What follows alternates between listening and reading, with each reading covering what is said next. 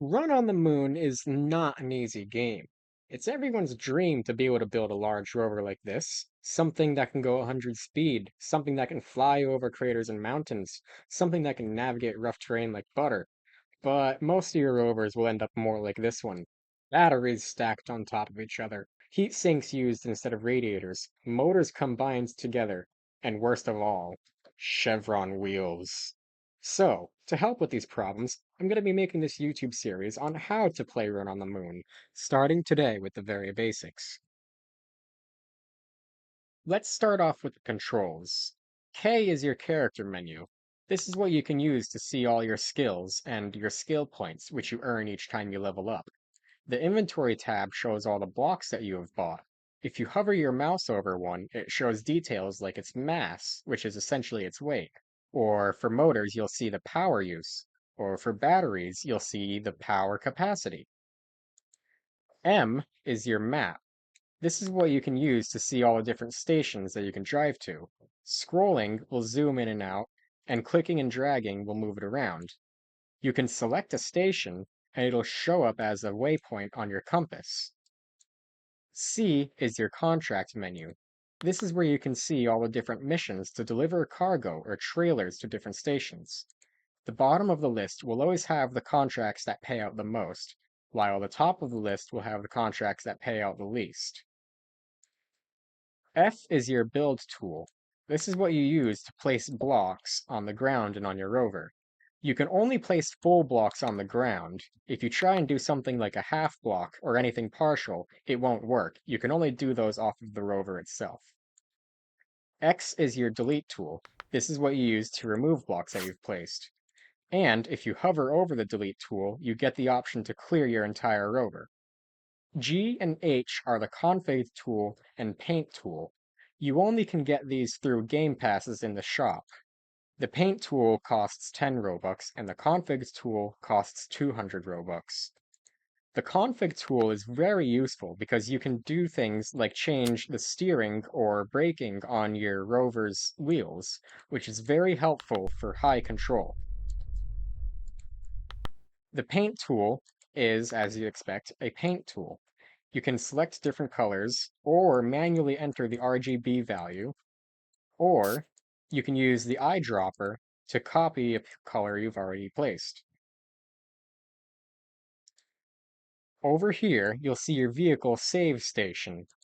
Clicking on this will let you see all your different saves. The first button is what you use to save your vehicle. The second button deletes the save slot. Third button will change the name, and the last button will load that vehicle. The vehicle lift you can use to move your rover around. So if you want more space and you've accidentally built it too close to the front of your plot, you can move it back, for example. The parts vendor is your shop. This is where you can buy and sell blocks, although I do not recommend selling blocks, because you only get half of the value back from them. Now let's talk about drivetrains. Your motors don't just magically power your wheels when you place them on your car. You have to physically connect them with drivetrains. Now, this isn't actually always necessary. What you can do is put your motor directly on your wheels.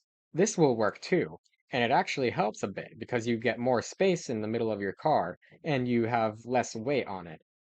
Now, when you have multiple motors, some people think it's a good idea to connect them together and have a more powerful motor, but this doesn't always work the way that you'd expect. You see, putting multiple motors together does make them stronger, yes, but you lose torque by doing this.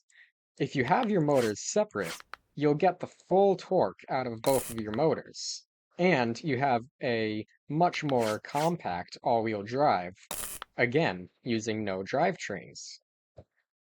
But if you do want all-wheel drive and you only have one motor, you can of course put the motor in the middle of your car and connect it to all of the wheels with your drivetrains, and this will work as well. In fact, this works much better than having it just on the back or just on the front, at least in terms of acceleration. Now, let's talk about heat. You've probably noticed that if you have more than one motor on your car, it starts to heat up when you drive. Well, this is because you don't have enough radiators. Your first motor is actually cooled by your seat. Your seat has just enough cooling to take care of one Mark 1 motor. But once you start adding more motors, you need to add radiators to cool it down. And you may have noticed, well, hey, I placed a bunch of radiators on my rover, and it's not cooling down. It still heats up. Well, the problem here is that you don't have a heat exchanger. Heat exchangers allow you to cool down your car using radiators, and you are allowed to place 8 radiators per exchanger. Now, for your Mark 1 motors, you don't actually need 8 radiators. You only need 2 per motor. And the front motor, remember, is already cooled by the seat. Now you'll see that we have an exchanger and radiators. We can drive without any heat. Once you've gotten to the point where your car is fully cooled, you do not need heat sinks at all. They are just a waste of weight. Although, I gotta be honest, they do make a very good-looking grill. Now, let's talk about wheels. The wheels that you start off with are Chevron 20s, the worst wheels in the game. The problem with small wheels is that they are very bumpy. Even just going at 30 on smooth terrain, they start to bounce up and down. So upgrading your wheels to larger ones is the first thing that you should prioritize. Now, the first 25 size wheels that you unlock will be the Chevron 25s, but you should not buy these ones. Nor should you get the slimes. You should get the UKF 25s. You see, UKF wheels are faster than all of the other wheels. And some people may think that slimes would be better because, oh, they are grippy on off-road terrain. But no, they are just grippy all the time and slow all the time. These wheels do just fine on off-road terrain. And you see, we can go a lot faster and not have all that same bumping. We start to get that bumping at higher speeds, but eventually you're going to get your UKF 30 wheels, and those are the wheels that you want to keep. Those are the best wheels in the game for going at high speeds, and the best way to deliver contracts is always to go fast. Now, let's talk about driving. First, we're going to launch our car and use WASD to move it, and to brake you use CTRL. Now, many people might think that you should go straight towards your waypoint, but here I'm going to go to the side of this mountain.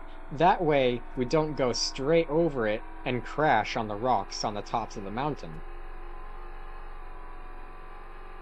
Now, these craters here are pretty hard to see when they're far away.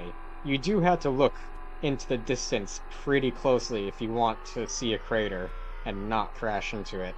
It's just a skill thing. And that's just about it. Avoiding craters, avoiding mountains, and avoiding rocks. Maybe sometimes avoiding rough terrain if you can. Now, let's talk about completing contracts. If you ever want to make something like this, you will need a lot of money. I mean, how much does this cost? 7.9 million to make this vehicle. So, open your contract menu and press the green arrow on whichever contract you want to do. Then, press the pickup button and place the cargo on any flat surfaces in your car. Sometimes you'll have trouble placing it, like right here, I should be able to.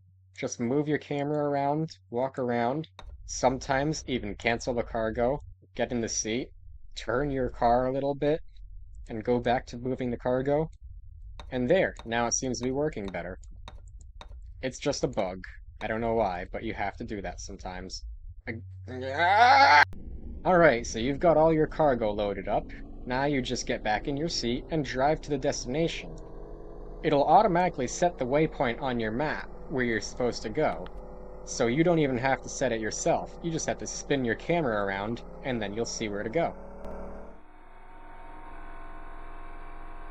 Now, as you arrive at the station, you might think you just press S to slow down, but that's how you reverse your motors. To actually slow down, you press Control. Those are your real brakes. Bring your vehicle to a full stop and do nothing. Every contract will give you just about the same credit and experience for distance, although longer contracts do give you very slightly more experience. I want to thank everyone who is still here for watching to the end of the video. I hope that you guys have learned something from this tutorial, and if you are still interested in getting more in depth into this game's mechanics, I have plenty more videos coming soon. If they're out, I'll have them linked onto this page now. But until then, we'll see ya.